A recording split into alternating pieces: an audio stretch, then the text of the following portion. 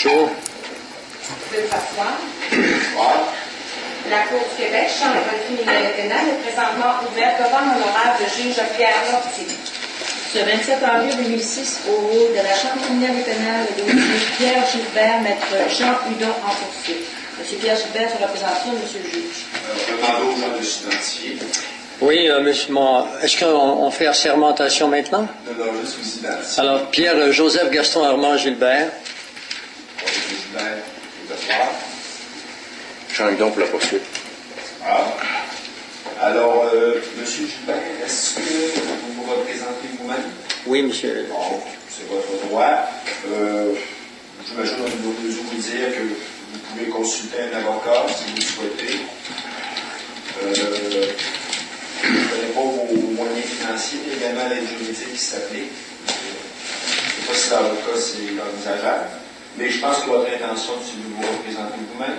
Mon intention, c'est de représenter moi-même, effectivement. Ça va, M. Gilbert, vous avez le droit. Alors, comment ça fonctionne? Je vais vous expliquer un petit peu, M. Gilbert. C'est que dans un premier temps, le fonctionnement, c'est que c'est la poursuite, dans un premier temps, qui fait sa preuve.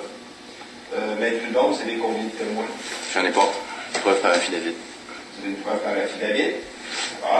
Une fois que la preuve de la poursuite sera complétée, ce sera à vous, M. Gilbert, Oui. Gilbert, de faire votre preuve. Si vous avez des témoins, vous pouvez faire entendre des témoins.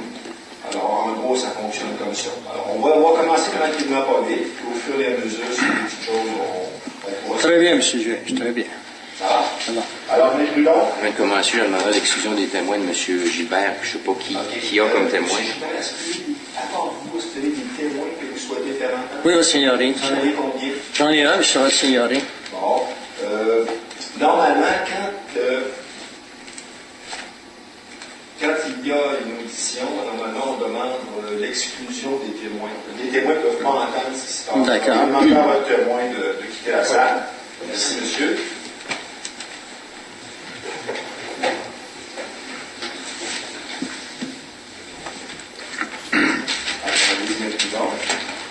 Maintenant, je comprends que vous avez communiqué au préalable, M. Gilbert. Oui, c'était remis à la première occasion, c'est-à-dire le 18 avril 2005. Il s'agit, monsieur le juge, de deux chefs d'accusation basés sur les articles 231.2, 1A. Je comprends qu'à la base, M. Gilbert, il y a non coupable aux infractions. Oui. C'est ça, monsieur le juge. On va enregistrer votre plaidoyer de non-culpabilité, M. Gilbert. Ces deux chefs d'accusation concernant les articles 231.2 EA et 238 de la loi sur l'impôt sur le revenu, à savoir ne pas avoir produit de déclaration d'impôt. Le premier chef, c'est pour l'année 2002 et le deuxième chef, c'est pour l'année 2003. Au niveau de notre preuve, M. le juge, l'article est considérant qu'il s'agit d'une loi peu commune. J'ai fait des photocopies des articles pertinents. Comme on nous l'a enseigné. Vous voyez tout d'abord l'article 232.1 qui s'intitule Production de documents et fourniture de renseignements. Mais le 231.2. J'ai dit le contraire, hein? Oui. 231.2.1. Et le A, c'est qu'elle fournisse tout renseignement ou tout renseignement supplémentaire, y compris une déclaration de revenus. C'est la base de notre réclamation. Et le pendant de ça, c'est la page suivante au niveau infraction et peine, l'article 238. Pour ce qui est de notre preuve, M. le juge, je vous ai annoncé aucun témoin, preuve par affidavit. Ça peut paraître surprenant, mais ce qui nous autorise, c'est l'article 244, paragraphe 7, que vous allez trouver à la page, justement, qui suit, ou vos doigts, qui dit, lorsque la présente loi ou son règlement oblige une personne à faire une déclaration, ce qui est notre cas 231.2, une réponse ou un certificat, un affidavit du fonctionnaire des agences des douanes et des revenus du Canada doit être reçu comme preuve, qui est un peu plus bas. Partant de ça, ce juge, je vous dépose pour l'année 2002 Monsieur Gilbert, c'est la preuve que je vous ai soumise l'an dernier. Je vais vous la montrer, que vous la traciez. C'est parce que je n'ai pas fait de copie vu que je vous l'avais donné. C'est l'affidavit de Monsieur Saint-Pierre, avec l'avis qu'il vous avait envoyé. Puis l'accusé réception. C'est la preuve que Monsieur le juge demandait tout à l'heure si je vous l'avais soumise, que je vous ai soumise. Je dois l'avoir chez moi, effectivement. Bon, je vais donner, j'avais une copie supplémentaire. Je vais suspendre. Vous demandez à madame. Vous demandez à madame. Non, madame ne la trouvera pas chez moi. Non, on fait une photocopie. Ah, pardon. Très bien. Montrez-moi les deux également. C'est les mêmes choses, sauf pour 2003. OK. Alors, ce que je demanderais, allez en faire une photocopie pour M. Gilbert. Donc, la photocopie de M. Gilbert. Je vais vous la donner en attendant. Deux de chaque. Deux de chaque. Vous voyez, monsieur le juge, je peux continuer. J'avais une photocopie supplémentaire. C'est juste moi que j'ai pas de copie. C'est à moi que vous vouliez qu'on attende. On va attendre. On va attendre? OK. P1 étant affidavit de M. Saint-Pierre, pouvez-vous me décrire les pièces, s'il vous plaît? P1, c'est affidavit de M. Saint-Pierre, année 2002, puis incluant demande péremptoire et rapport de signification. Puis P2, c'est même document pour l'année 2003. Ce que vous me dites, ces deux documents-là, P1 et P2, avaient été communiqués au juge Gilbert. Oui, le 18 avril 2005, la journée de la comparution.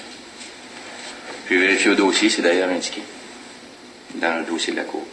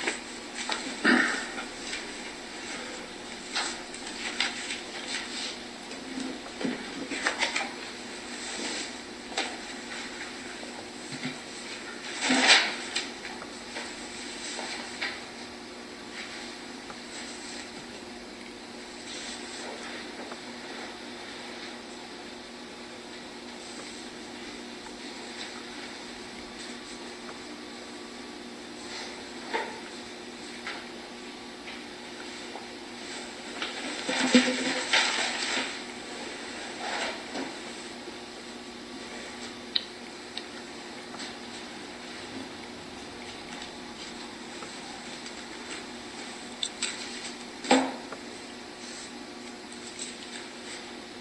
est en train de la retaper. Ah ouais.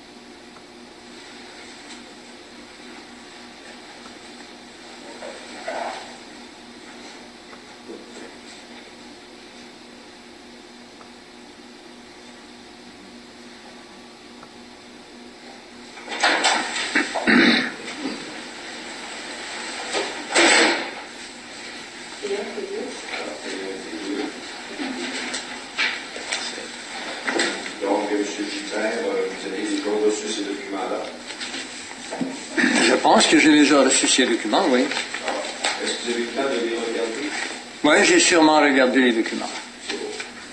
Alors, autre chose maintenant? Ben, juste pour vous faire remarquer, Monsieur le juge, nos obligations, ben, je vous l'ai mentionné sur la preuve par affidavit. Et il y a eu demande péremptoire de paiement qui a été dans lesquelles on faisait la demande explicite de production de rapport d'impôt pour l'année 2002, qui a été reçue en personne par M. Pierre Gilbert le 24 janvier 2005. Et c'est la même chose pour la pièce P2 pour l'année 2003, même document signé, même preuve de réception à personne le 24 janvier 2005, parce que on exige aussi, en vertu de la loi 244-6, la preuve de signification en personne, ce qui était le cas. Donc, nous, on avait à démontrer on devait démontrer la signification de tous ces documents-là et ça constitue notre preuve de l'infraction. Et juste pour vous mentionner qu'il n'y a pas eu production, même pas en date d'aujourd'hui, des déclarations d'impôts concernées. Ça complète votre preuve, M. Oui. Alors, vous indiquez, Mme la secrétaire, que la preuve de la poursuite est terminée. Monsieur le juge. Monsieur Gilbert, est-ce que vous souhaitez témoigner en premier ou faire témoigner votre témoin en premier? J'en ai quelques commentaires au préalable, M. le juge. Alors, vous allez on va se remarquer, monsieur. Monsieur Gilbert, placez la main droite sur l'évangile. Voulez-vous dire la vérité, toute la vérité dans la présente cause, dites je le jure? Moi, Pierre-Joseph Gaston Armand Gilbert, je le jure. Votre adresse? 431 Belvedere, Alma. Votre occupation? Je suis chiropraticien. Merci. Vous avez quoi, monsieur Gilbert? Alors, Monsieur votre Seigneurie, je ne peux débattre aujourd'hui de l'avis de l'article 95 du Code de procédure civile du Québec en raison de l'absence de loi au Québec et pour ne pas faire admettre par cette Cour que l'avis selon l'article 95 du Code de procédure civile de l'État du Québec est contenu dans une loi que je reconnaîtrai avec vous alors qu'il n'y a pas de loi. Vous devez, comme moi, monsieur le juge, obéir aux articles et dispositions des lois s'il y a loi, naturellement. S'il n'y a pas de loi et que tout est hors la loi, je suis victime de tromperie et d'abus de compétences par l'appareil judiciaire au complet. Si vous pigez dans les lois, bien sûr, des dispositions seules qui favorisent contre mes droits, ce serait la preuve qu'il n'y a pas de loi. Votre honneur, puis-je à ce moment-ci faire entendre mon témoin puisque Madame la juge, Jeannine Rousseau, de la Cour supérieure, chargée de présider la cause 500-17 9608-067, a, le 15 mars dernier, acquitté M. Normandin de la condamnation de plaideur vexatoire et M. le juge Gilles Pigeon, il y a 2 semaines environ, de la Cour du Québec, dans la cause numéro 500-1991-52-050, a permis à M. Normandin de témoigner. Donc, pour les fins de transcription, acceptez-vous qu'il témoigne aujourd'hui puisqu'il ne paie plus d'impôt sur le revenu? Est-ce que vous acceptez de le faire ou pas? Tout à fait, M. Gilbert. Très bien. Et votre témoin. Oui, je voudrais cependant continuer un peu quelques commentaires au préalable. Merci, votre honneur. Mon témoin a gagné contre le fisc et contre votre conseil de magistrature au dossier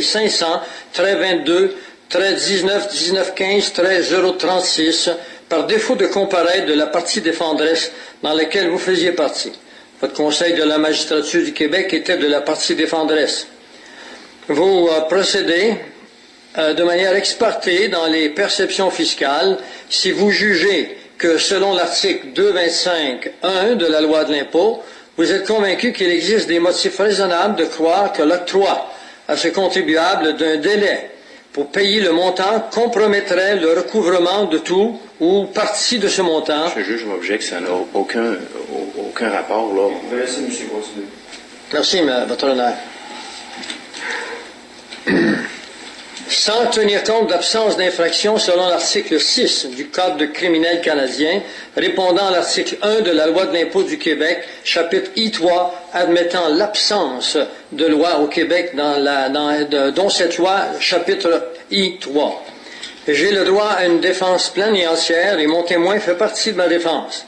Vous comprendrez comme moi que le juge Jean-François Keble, au dossier 500-09-1915-036, ayant acquitté de ses devoirs fiscaux, M. Joseph Pierre-Antoine Normandin n'était pas autorisé à le faire, à se faire le procureur des absents de la partie défenderesse, d'autant plus que cette partie défenderesse n'a pas comparu au greffe et n'a pas payé son timbre judiciaire de comparution, ce qui mettait fin à toute opposition de la partie défenderesse par interdiction de comparaître en audition à la Cour devant le juge Jean-François Keble, ce dernier s'étant fait, pour la circonstance, le procureur des absents dans l'accomplissement d'une cour sans juge, d'autant plus que vous êtes servant de la législature sur l'autorité de la partie poursuivante, le procureur général du Québec, qui vous a nommé contre l'autorité du pouvoir exécutif du Canada. Mon témoin ne paie plus d'impôts par l'accord de M. le juge Claude René Dumais au dossier 500-22-05-61-75-014 et par la décision du juge Gilles Pigeon dans le mois de mars 2006 au dossier 500-61 1991-52-050, admettant sans aucun reproche le fait que M. Normandin n'a pas contribué au fisc par lui ou son employeur et qu'il n'a pas l'obligation de produire ou de faire produire par quiconque des rapports mensuels à la Commission de construction du Québec. Permettez-moi de vous faire entendre mon témoin maintenant. Est-ce que j'ajouter ceci? Ai-je droit à la présomption d'innocence, comme le stipule l'article 6 du Code criminel canadien, qui est le suivant. Lorsqu'une disposition crée une infraction et prévoit une peine à son égard, une personne est réputée ne pas être coupable de l'infraction telle qu'elle n'a pas été déclarée coupable de l'infraction ou tant qu'elle n'a pas été absoute en vertu de l'article 730. Une personne qui est déclarée coupable d'une telle infraction ou qui en est absoute en vertu de l'article 730 n'encourt à son égard aucune autre peine que celle que prévoit la présente loi ou la disposition de cette loi qui crée l'infraction. La poursuivante a le droit de prouver que j'ai tort. La loi de l'impôt sur le revenu de l'État du Québec, LRQ, chapitre I3, stipule dans l'article interprétation que j'ai ici devant moi, que donc cette loi n'est pas une loi, ainsi que celles qui sont adoptées sur cette loi. Et mon témoin va vous prouver que la loi LRQ, chapitre A, 23, 1, n'est pas une loi non plus. Dans le formulaire « Demande formelle de paiement », le 8e paragraphe stipule « La présente demande formelle a été établie en vertu d'une ou de plusieurs des lois suivantes. » Au verso, il est confirmé par Revenu Canada le constat suivant. Chaque province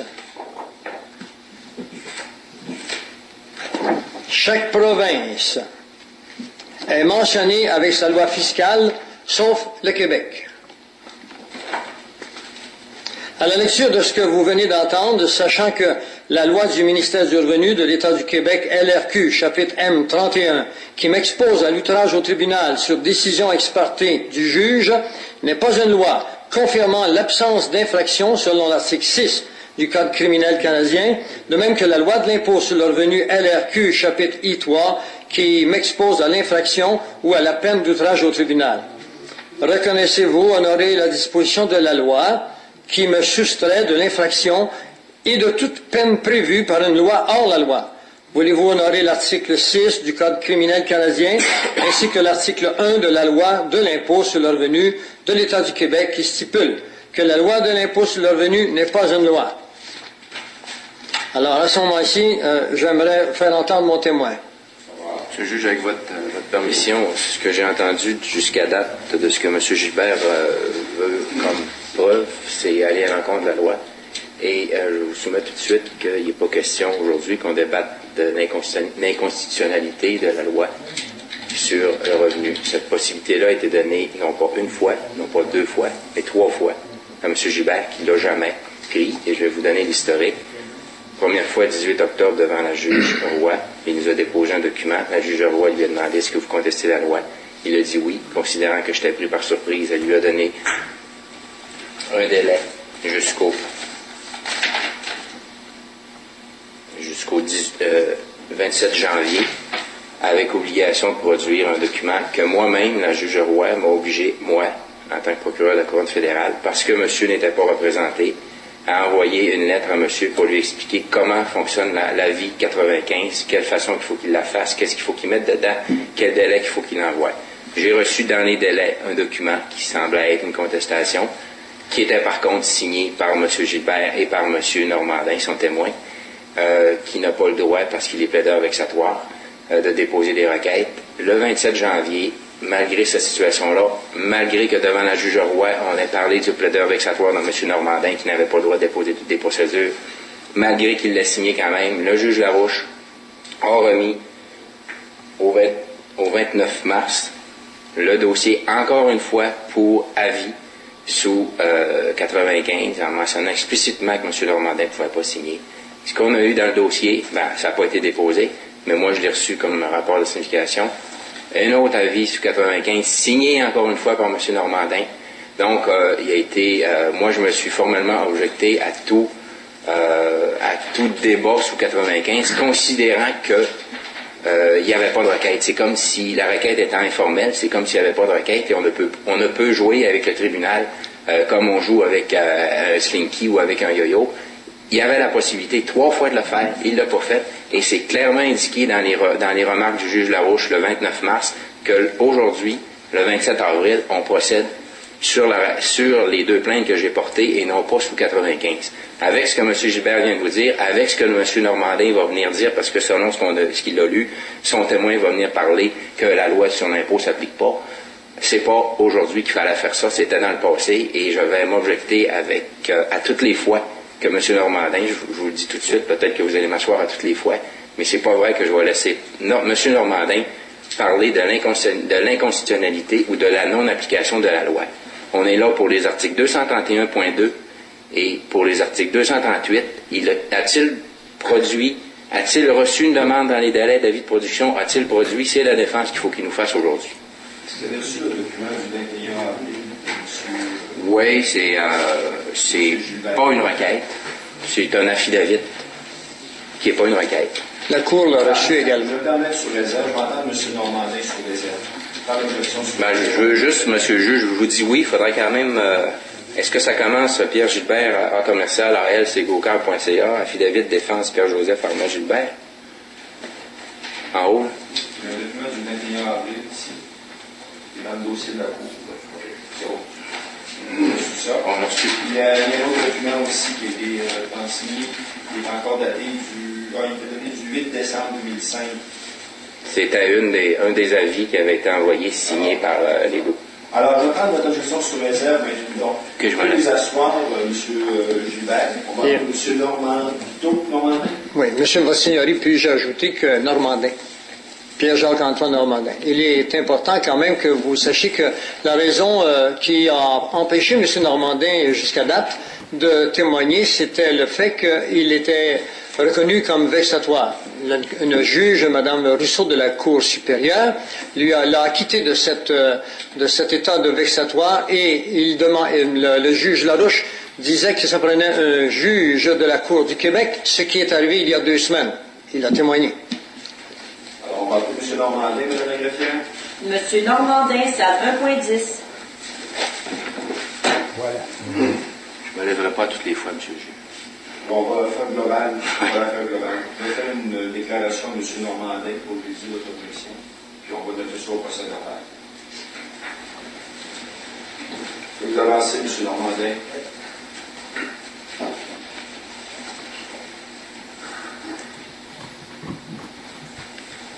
Debout devant le micro, M. Normandin. Normandin.